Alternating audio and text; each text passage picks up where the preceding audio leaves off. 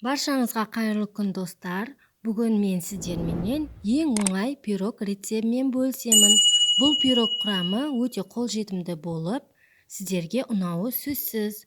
Видеоны соңына дейін қараңыздар. Міндетті түрде дайындап көріңіздер. Достар, каналыма тіркеліп, мені қолдап қойыңыздар. Бізге керек болады жұмыртқа, қант, сүт, сұйық май, какао, ұн, қопсытқыш, яғни разрыхительный керек болады. Ең алдымен ыдысымызға 2 жұмыртқамызды саламыз. Соң үстіне қант, сүтті салып, жақсылап араластырып аламыз.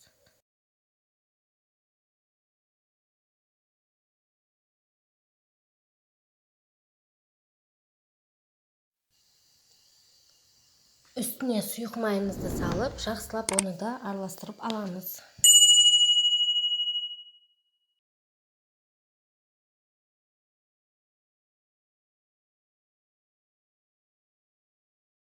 Араластырып болғаннан соң, ұнымыздың үстіне какао және қопсытқышты салып, жақсылап араластырып аламыз. Менде видеода көрінбей қалған. Араластырып болғаннан соң, електен өткеріп, қоспамыздың үстіне салып аламыз. Жақсылап араластырып аламыз.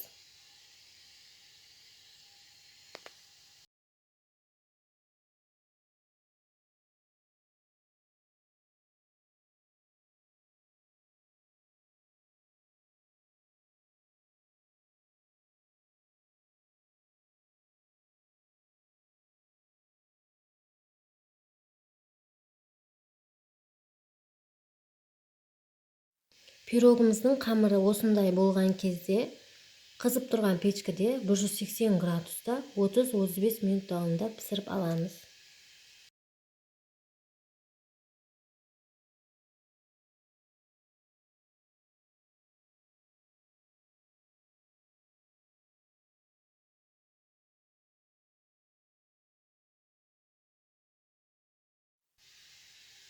Міне пирогымыз пісіп шықты.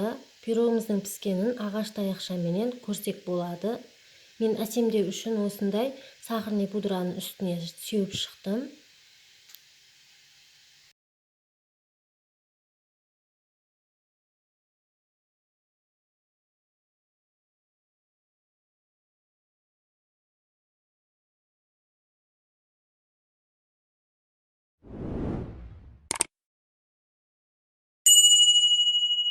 Достар, мінекей пирогымыз дайын болды. Сіздер де жасап көріңіздер. Бір жасағаннан ұқсап шығатұғын рецепт. Сізге видео ұнаса, лайк басып, комментария жазуды ұмытпаңыздар. Каналыма тіркеліп қойыңыздар.